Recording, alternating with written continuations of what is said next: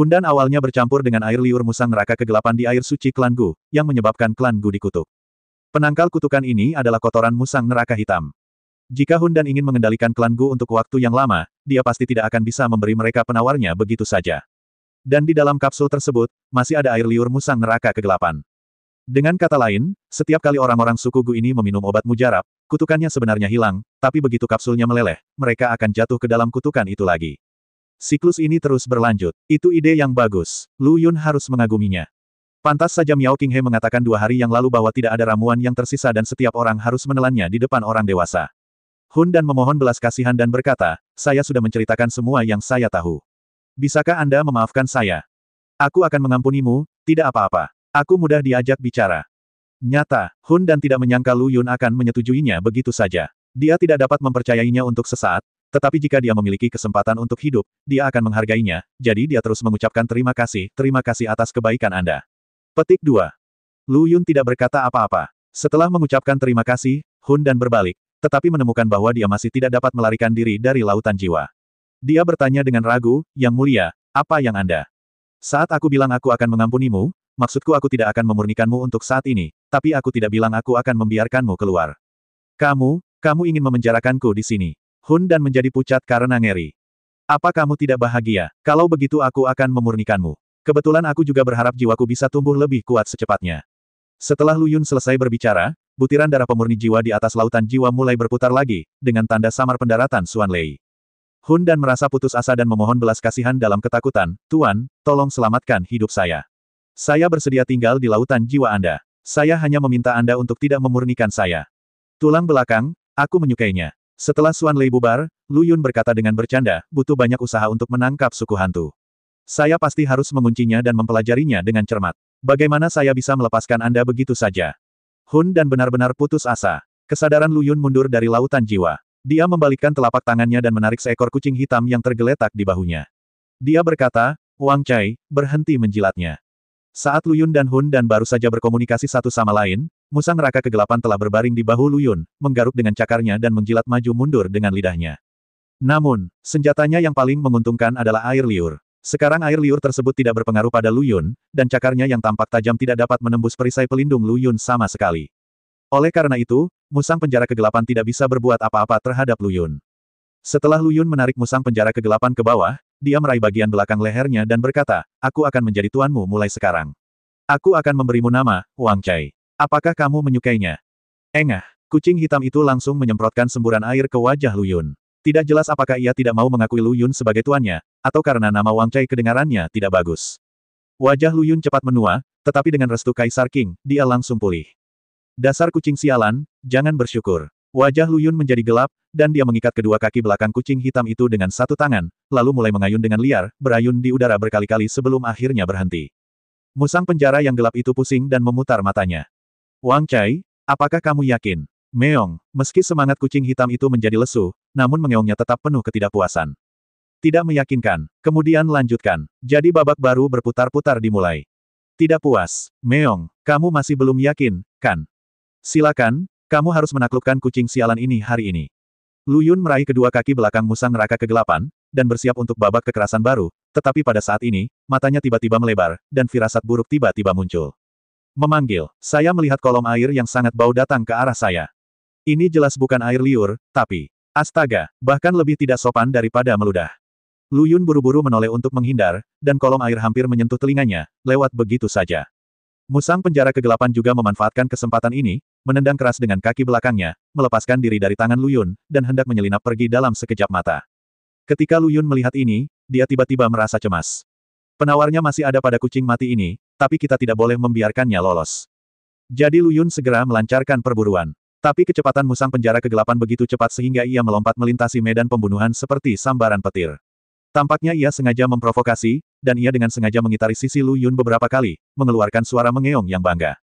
Bagaimana rasanya diejek oleh kucing? Lagi pula itu bukan perasaan yang baik. Lu Yun belum pernah mengalami hal yang tidak bisa berkata-kata seperti itu. Tiba-tiba, dia mendapat ide dan mengeluarkan nafas samar jiwa dari lautan jiwa. Ketika musang penjara kegelapan masih kecil, ia kebetulan dijemput oleh Hundan. Setelah beberapa kali dijinakkan, ia menjadi sangat patuh kepada Hundan. Sekarang tubuh Lu Yun memiliki aura jiwa yang samar, dan mata musang penjara yang gelap tiba-tiba menunjukkan ekspresi kebingungan. Dia dengan ragu-ragu bergerak maju beberapa langkah. Lu Yun tidak peduli. Maju beberapa langkah. Lu Yun masih acuh tak acuh. Mata kuning musang penjara gelap terus berkedip, dan perasaan bingung menjadi semakin kuat. Ia berhenti 2 meter dari Lu Yun, waspada agar tidak mendekat, tetapi tidak pergi. Melihat ini, Lu Yun sekali lagi mengeluarkan nafas dari lautan jiwa. Kali ini, nafas cahaya jiwa terlihat lebih jelas.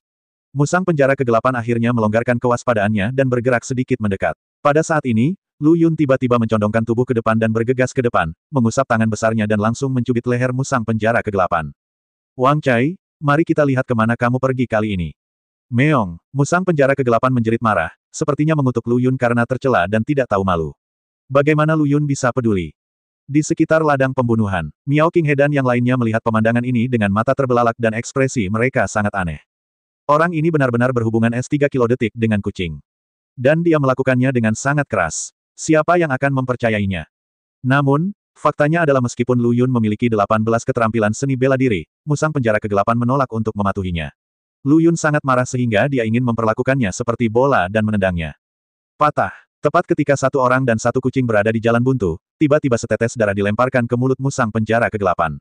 Ini adalah kelemahan Lu Yun yang disengaja saat dia bertarung dengan Ye Fei Yang. Luka yang dia garuk di dadanya telah sembuh dengan restu Kaisar Qing, tapi masih ada sisa darah di permukaan kulitnya. Itu baru saja menetes ke mulut musang neraka kegelapan. Tiba-tiba, mata kuning musang penjara gelap bersinar terang, seolah-olah dia telah mencicipi makanan yang paling enak. Ia tidak lagi meronta, tetapi menatap dada Lu Yun dengan cermat. Masih ada sisa darah di sana. Begitu dia menjulurkan lidahnya, dia hendak menjilatnya. Lu Yun sangat ketakutan sehingga dia buru-buru meraih lehernya dan membukanya. Dia berkata dengan wajah gelap, "Saya, Tuan Lu, sudah hidup lebih dari 20 tahun, dan aku belum pernah melihat kucing celaka sepertimu." Mendesis. Mendesis. Musang penjara kegelapan tidak peduli sama sekali, seperti kadal yang sedang berburu mangsa, lidahnya terus berputar-putar, tapi karena lengan Lu Yun terlalu panjang, ujung lidahnya tidak bisa menyentuh noda darah di semua. Kamu menyukai darahku. Lu Yun melihat tingkah aneh kucing hitam itu dan menemukan kuncinya, dan bertanya dengan heran. Meong, musang neraka kegelapan menganggukkan kepala kecilnya yang berbulu dengan penuh semangat seolah-olah dia bisa memahami ucapan manusia. Lu Yun tiba-tiba merasa lebih terkejut. Sengaja menyeka darah di dadanya, musang penjara kegelapan segera menjadi cemas saat melihat ini, dan sekali lagi menunjukkan ekspresi galak pada Lu Yun, giginya yang tajam terlihat. Lu Yun tersenyum bangga, memeras setetes darah dari jari telunjuknya, dan menggoyangkannya beberapa kali di depan mata kucing hitam itu. Aku akan menjadi tuanmu mulai sekarang, apakah kamu keberatan? Meong, mulai sekarang, namamu adalah Wang Cai. Apakah kamu keberatan? Meong, saya akan mencari kesempatan untuk memotong keranjang untuk Anda. Apakah Anda keberatan? Petik 2, petik 2. Aku baru sadar kalau kamu sebenarnya kucing betina. Kamu melakukan kesalahan. Lu Yun berhenti menggodanya dan mengolesi darah di lidah kucing hitam itu dengan darah di jari telunjuknya. Meski hanya setetes, kucing hitam itu tampak sangat puas dan menyipitkan matanya. Lu Yun memanfaatkan situasi ini dan membantunya. Semua orang di sekitar tercengang. Sadarlah, Tetua Agung mengutuk dengan ekspresi berbisa, "Sialan, kamu telah menyakiti klan Gu kami, dan kamu masih ingin menggoda kucing. Dia pasti akan dihukum oleh Tuhan." Pertukaran antara Hun Dan dan Lu Yun baru saja terjadi di lautan jiwa Lu Yun. Orang luar tidak tahu apa yang terjadi. Menurut pendapat mereka, Lu Yunlah yang membunuh Tuan Yu. Tuan Yu sudah mati, siapa yang akan memberi mereka ramuan untuk menekan kutukan itu? Lu Yun menyebabkan kerugian besar pada klan Gu mereka, sehingga banyak orang merasa kesal padanya. Mata Miao Qinghe menjadi gelap dan dia berkata, "Tetua Agung, bukankah Anda baru saja mendengar Tuan Yu berkata bahwa dia memerintahkan kucing hitam untuk melontarkan kutukan? Pelakunya adalah Tuan Yu." Terus kenapa? Sekalipun pelakunya adalah Tuan Yu, dia tetap memberi kita penawarnya secara gratis. Sekarang Tuan Yu sudah meninggal, bagaimana kita masih punya kesempatan untuk bertahan hidup? Tampaknya toplesnya telah pecah. Tetua itu tidak menyembunyikan suaranya sama sekali, dan tidak takut didengar oleh Lu Yun. Miao Qinghe berkata dengan dingin, berapa banyak orang yang tewas di medan pembantaian dalam 5 tahun terakhir, dan Anda sebenarnya mengatakan bahwa Anda memberikan penawarnya secara gratis. Tetua Agung tidak setuju. Kebanyakan dari mereka yang meninggal adalah orang luar. Mereka telah jatuh cinta, dan mereka pantas mendapatkannya. Tetua yang hebat tidak pernah menganggap serius nyawa mereka, jadi baginya, menggunakan kematian orang-orang perkakas itu sebagai imbalan atas ramuan itu setara dengan mendapatkan penawarnya secara gratis. Miao Qinghe tidak bisa menahan perasaan sedih ketika dia melihat ekspresi kebencian dari tetua itu. Bukankah menyedihkan menganggap si pembunuh sebagai penyelamat Anda, tetapi menganggap orang yang membunuh si pembunuh sebagai musuh Anda? Tapi bukankah itu kenyataannya? Keegoisan adalah sifat manusia. Tidak peduli siapa yang mengutuk, saya hanya tahu bahwa jika Tuan Yu masih hidup, klan Gu kita akan memiliki kesempatan untuk bertahan hidup. Jika Tuan Yu meninggal, kita akan tamat. Miao Qinghe, sebagai pemimpin klan Gu, Anda tidak berpikir dari sudut pandang klan Gu, melainkan berbicara mewakili dia, orang luar. Apa niat Anda?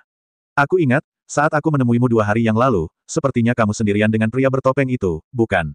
Mungkinkah kalian berdua punya rahasia yang disembunyikan? Petik 2. Ekspresi The Great Elder menjadi semakin sarkastik, dan suaranya menjadi semakin kejam. Ketika anggota suku Gu di sekitar mendengar ini, mereka semua menunjukkan ekspresi terkejut. 2 tetua lainnya juga mengerutkan kening dan menatap Miao Qinghe dengan penuh tanda tanya. Tubuh halus Miao Qinghe bergetar, dan dia berkata dengan marah, "Tetua, jangan berpikir bahwa kamu dapat memfitnah saya hanya karena kamu memiliki mulut manusia." "Saya memfitnah?" Tetua yang hebat itu mencibir, "Haha, Miao Qinghe, jawab saja aku, ketika aku pergi menemuimu hari itu, apakah kamu sendirian dengan pria bertopeng itu? Apa yang kalian berdua bicarakan saat itu?" Wajah Miao Qinghe membeku, dan dia tiba-tiba tidak tahu harus menjawab apa. Dia dan Lu Yun sedang membicarakan Xiao Qin pada saat itu, tetapi Miao Qinghe tidak ingin melibatkan Xiao Qin dengan klan Gu, jadi dia pasti tidak bisa mengungkap Xiao Qin.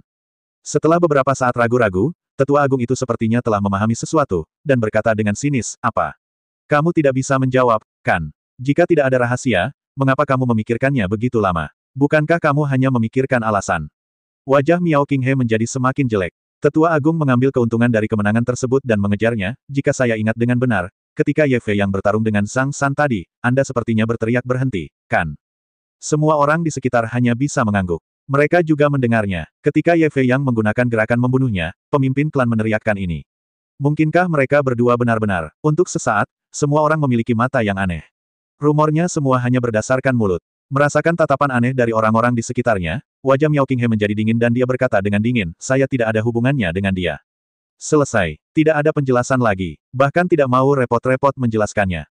Mereka dapat berpikir apapun yang mereka inginkan, dan mereka memiliki hati nurani yang bersih. Tetua Agung merasa enggan dan berkata dengan nada bertanggung jawab, "Tentu saja kamu tidak akan mengakui hal semacam ini, tetapi meskipun kamu mengakuinya, itu tidak masalah. Bagaimanapun, semua orang tahu bahwa kamu kesepian dalam kehampaan, rumah. Saya hanya merasa tidak bahagia. Sebagai pemimpin klan Gu, Anda hanya berani mengganggu medan pembunuhan di depan Tuan Yu. Anda mengolok-olok kehidupan banyak klan Gu kami.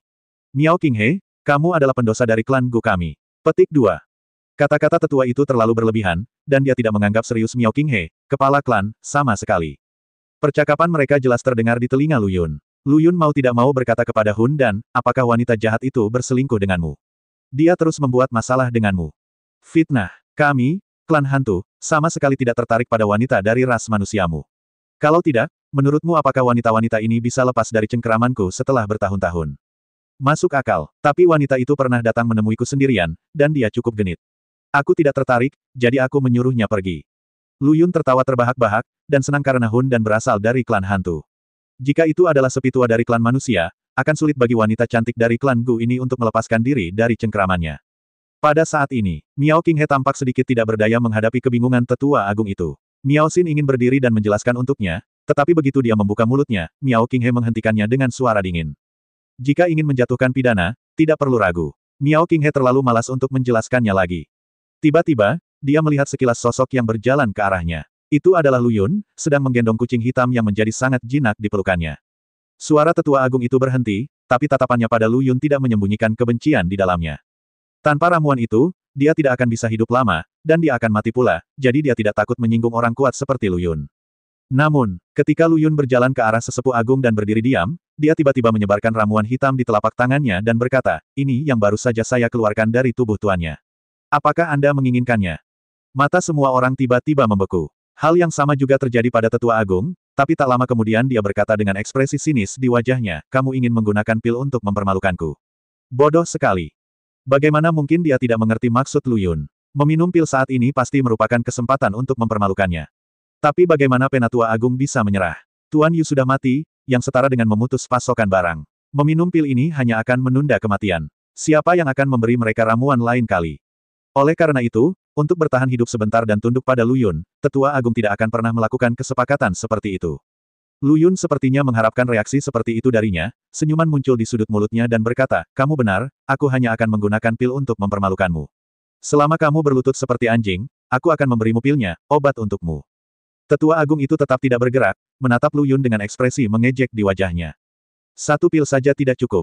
Bagaimana dengan ini?" Melihat dia tidak tergerak, Lu Yun tiba-tiba mengeluarkan tas penyimpanan. Semua orang mengenali tas penyimpanan ini sebagai milik Tuan Yu. Ramuan yang diberikan Tuan Yu sebelumnya diambil dari tas penyimpanan ini.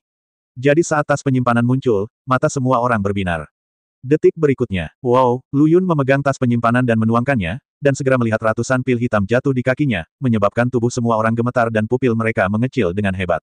Ratusan pil, sekalipun satu pil hanya dapat menekan kutukan untuk jangka waktu tertentu, ratusan pil ini cukup bagi seseorang untuk hidup lama. Banyak orang yang pikirannya mengembara. Lu Yun memandang sesepuh agung itu dengan bercanda dan berkata, berlututlah dan minta maaf kepada pemimpin Miao. Semua pil ini milikmu. Semuanya milikku. Ketika Lu Yun menuangkan begitu banyak ramuan, tetua itu tercengang. Ketika dia mendengar kata-kata Lu Yun, dia tiba-tiba sadar kembali. Saya menepati janji saya. Selama Anda bersedia berlutut dan meminta maaf, semua pil yang ada di tanah ini akan diberikan kepada Anda. Anda dapat meminum semuanya sendiri, atau Anda dapat dengan bebas membagikannya kepada orang lain. Mendesis. Penatua itu melihat ke bawah ke arah pil-pil itu, dan banyak di antaranya berguling berdiri. Kelopak matanya bergerak-gerak tanpa sadar, tapi dia tidak begitu naif. Dia segera mengangkat kepalanya untuk melihat ke arah Lu Yun, apakah kamu begitu baik? Bukankah begitu kan? Apa yang akan kamu lakukan padaku setelah aku berlutut dan meminta maaf? Dia takut ini hanya kepura-puraan. Jika Lu Yun memberinya pil ini dan membunuhnya, bukankah itu kerugian besar? Lu Yun mencibir dan berkata, hidupmu tidak berharga bagiku. Aku terlalu malas untuk mengambil tindakan. Tetua agung itu mengerutkan kening dan berpikir keras, sepertinya mempertimbangkan keaslian kata-kata Lu Yun. Namun saat ini, tetua kedua tidak bisa lagi menahan diri dan berkata, saya juga baru saja menanyai pemimpin klan. Bagaimana kalau saya berlutut dan meminta maaf, dan memberi saya pil ini? Apa yang salah denganmu? Lu Yun melirik tetua kedua, dan aura mendominasi melonjak, menyebabkan semua orang di sekitarnya mengertakkan gigi. Oke, aku berlutut dan meminta maaf. Kuharap kamu bisa menepati janjimu.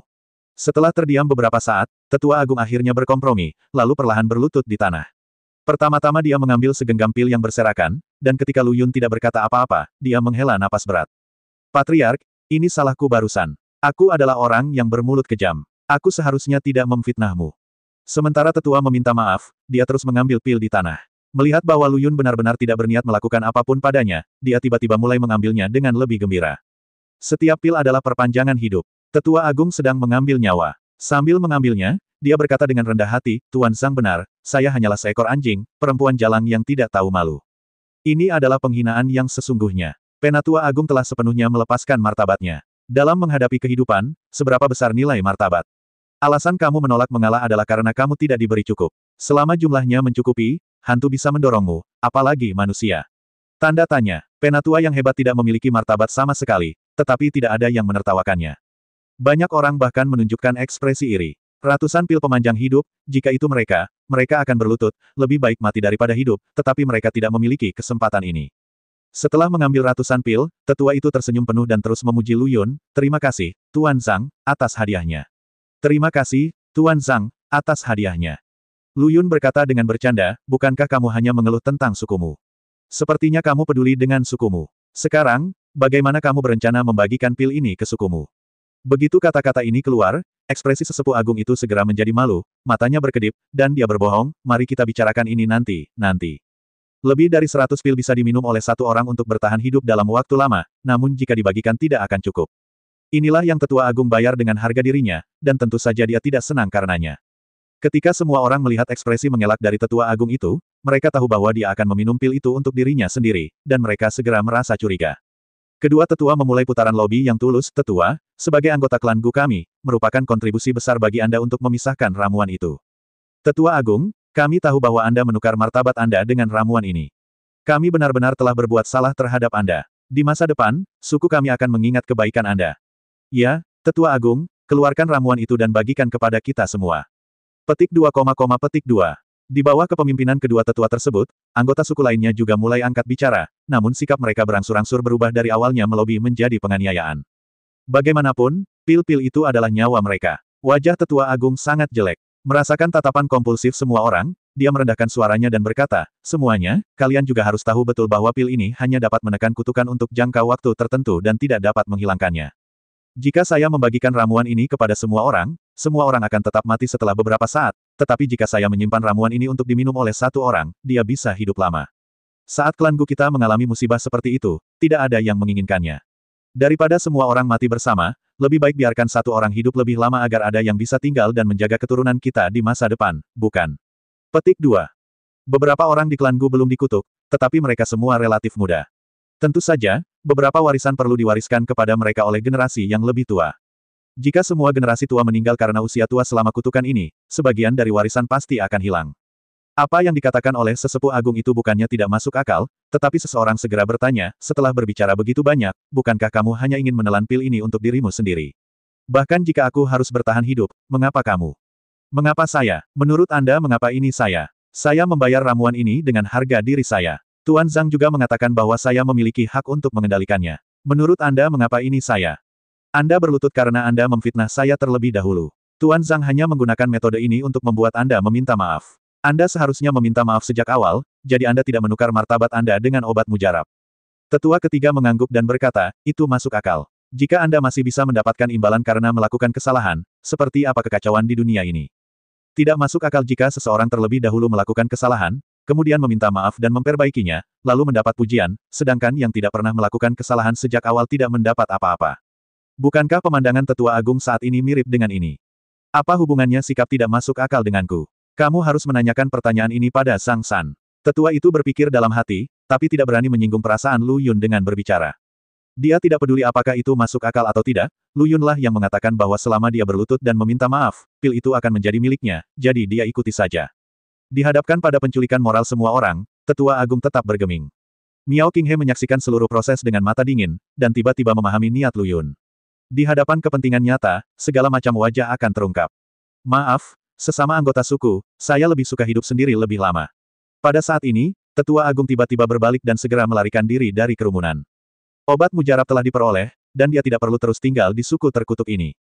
Tinggal di sini hanya akan membangkitkan ketamakan semua orang. Jadi Tetua Agung memutuskan untuk melarikan diri dari klan Gu. Ketika semua orang melihat ini, mereka menjadi cemas dan kedua tetua segera mengejar mereka. Namun, mereka sama sekali tidak sekuat para tetua dan segera kembali tanpa hasil, yang membuat mereka kecewa. Miao Qinghe tampak acuh tak acuh. Lu Yun berkata, kepala klan Miao, kamu tidak akan menyalahkanku, kan? Mengapa kamu harus disalahkan? Miao Qinghe menggelengkan kepalanya dengan sedih, kami telah membantu Tuan Yu membunuh banyak orang selama bertahun-tahun, dan kami pantas mendapatkannya. Kamu juga tidak berdaya. Lu Yun tersenyum, tiba-tiba melihat ke arah di mana tetua itu baru saja melarikan diri, dan berkata, sebenarnya, yang baru saja kuberikan padanya adalah pil kecantikan biasa. Zhu Yandan. Semua orang tercengang. Miao Qinghe menatap Lu Yun dengan ekspresi aneh, berpikir bahwa orang ini benar-benar jahat. Dia bahkan menggunakan pil Zuyan untuk menipu orang yang lebih tua agar berlutut dan meminta maaf. Tentu saja, mustahil bagi Lu Yun untuk memberikan ramuan asli kepada sesepuh agung. Wanita kejam itu mencoba membiarkan Ye Fei yang menyiksanya sampai mati. Lu Yun telah melakukan yang terbaik dengan tidak mengambil nyawanya. Tetua kedua tiba-tiba teringat sesuatu, matanya berbinar dan dia berkata, jadi, ramuan asli masih ada di tangan Tuan Zhang. Tentu, Lu Yun membalik tas penyimpanan di tangannya, dan lusinan pil muncul lagi. Baik tampilan maupun kilaunya, sama dengan pil kecantikan tadi. Di dalam tas penyimpanan Hundan terdapat 2 kompartemen untuk ramuan. Ketika Lu Yun baru saja mendapatkannya, dia mengeluarkan beberapa pil dari kedua sisinya. Setelah menghancurkannya dengan jarinya, dia menemukan ada kapsul yang disembunyikan di dalam pil di sisi yang sama, menunjukkan bahwa itu adalah Zuyan yang telah dirusak. Dan, yang tanpa kapsul di sisi lain adalah pil kecantikan biasa. Oleh karena itu, Lu Yun juga menanyakan Hundan secara spesifik, dan jawaban yang didapatnya adalah ini, jadi yang diambil oleh sesepuh tadi hanyalah Zuan dan biasa, yang tidak efektif melawan kutukan. Melihat Lu Yun menuangkan begitu banyak pil lagi, mata semua wanita klan Gu membelalak. Tuan Zhang, apakah Anda siap berbagi pil ini dengan kami? Mata tetua kedua panas, napasnya cepat, dan dia menatap tajam ke lusinan pil di tangan Lu Yun. Jika ramuan ini didistribusikan secara merata, setiap orang hanya akan mendapatkan satu, yang berarti penuaan hanya akan tertunda untuk jangka waktu tertentu.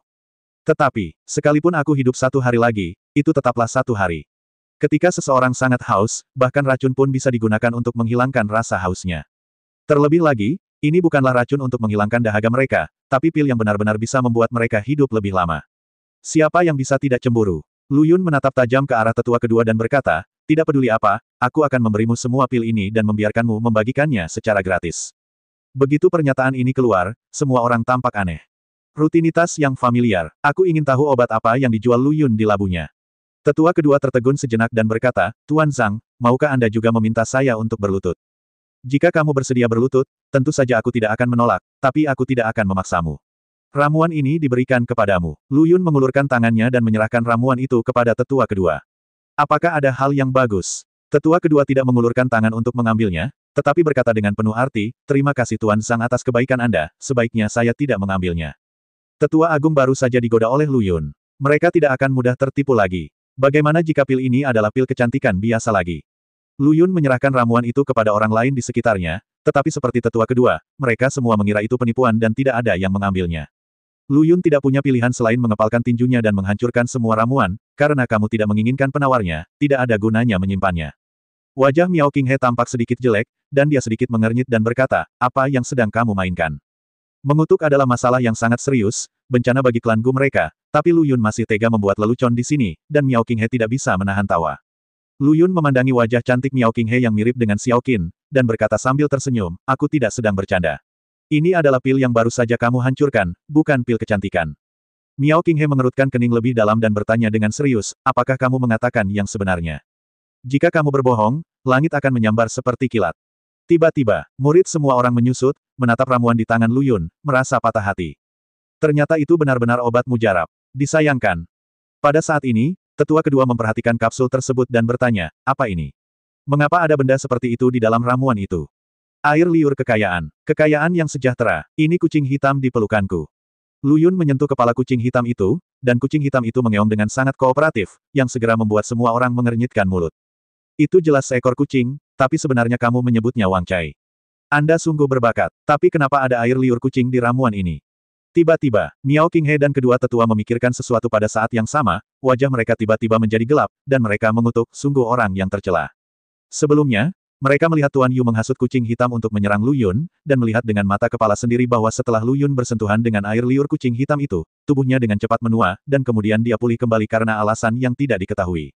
Artinya air liur kucing hitam itulah yang menjadi sumber kutukan. Dan di dalam obat mujarab yang diberikan Tuan Yu kepada mereka, ada air liur kucing hitam.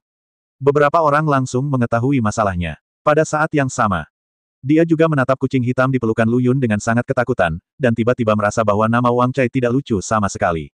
Setelah beberapa saat yang mengejutkan, Miao Qinghe bertanya dengan ragu, karena kita telah dikutuk, mengapa Tuan Yu mencampurkan air liur kucing ke dalam ramuan itu?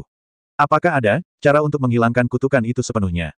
Hanya dengan kemungkinan ini, kita perlu terus menerapkan kutukan, jika tidak, hanya satu kutukan yang cukup untuk mengendalikannya. Lu Yun memandang ke arah Miao Qinghe dengan setuju, kecantikannya sangat cerdas. Wajah Miao Qinghe menjadi sedikit merah. Di usia segini, kenapa kamu menyebutnya cantik? Pemuda ini terlalu tua untuk serius. Tapi kedengarannya cukup bagus. Lu Yun menjelaskan, tidak ada kutukan sama sekali. Anda pernah melihatnya. Itu hanyalah metode serangan terhadap kekayaan. Anda dapat memahaminya sebagai racun atau fudo. Kutukan tersebut memang agak misterius dan sulit untuk dihilangkan, namun jika dipahami sebagai racun atau racun, akan lebih mudah untuk dipahami, asalkan penawarnya ditemukan, maka kutukan tersebut dapat diberantas sepenuhnya. Saya sudah mengetahui solusi dari Hun Dan.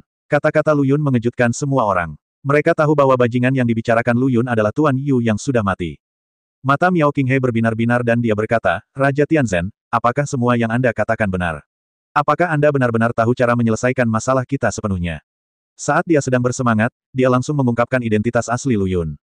Baru kemudian saya menyadari bahwa saya telah melakukan kesalahan.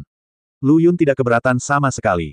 Di bawah tatapan terkejut semua orang, dia melepas topeng di wajahnya, memperlihatkan wajah yang tampan dan luar biasa. Dia benar-benar Raja Surga yang terkenal. Kekuatan Raja Tianzhen sebenarnya telah mencapai tahap kesempurnaan ramuan emas. Itu tersembunyi cukup dalam. Lu Yun tersenyum dan berkata pada Miao Qinghe, panggil saja aku Lu Yun. Miao Qinghe mengangguk, mengetahui hubungannya dengan putrinya, jadi dia tidak sopan dan bertanya, Lu Yun, kamu bilang kamu sudah tahu solusi dari Tuan Yu. Kapan kamu mengetahuinya? Semua orang juga menunjukkan ekspresi bingung. Pertarungan antara Lu Yun dan Tuan Yu barusan sebenarnya sangat singkat. Bagi master setingkat mereka, hidup dan mati hanya dalam hitungan detik. Saya tidak pernah melihat bagaimana mereka berdua berkomunikasi. Tentu saja Miao Qinghe dan yang lainnya tidak mengetahui bahwa pertukaran antara keduanya terjadi di lautan jiwa Lu Yun. Ini rahasiaku. Bagaimanapun, masalah ini disimpan olehku. Aku akan segera membuatkan penawar yang sebenarnya untukmu, kata Lu Yun misterius. Kata-kata itu jatuh begitu saja. Wang Cai dalam pelukannya sepertinya mengerti, dan pantatnya tiba-tiba menonjol.